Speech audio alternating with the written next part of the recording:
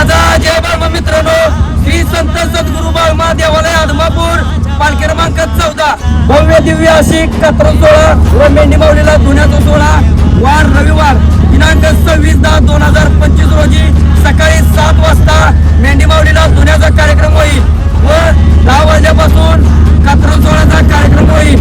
महाप्रसाद व आरतीचा सेवेचा सर्व मेंढके बंधूंनी भाविक भक्तांनी लाभ घ्यायचा आहे। तर ठिकाण आहे लक्ष्मी निवास नवीन बंगला सावळ श्री नानासाहेब जगन्नाथ भोसले सीताराम मंगल कार्यालय समोर तालुका बारामती।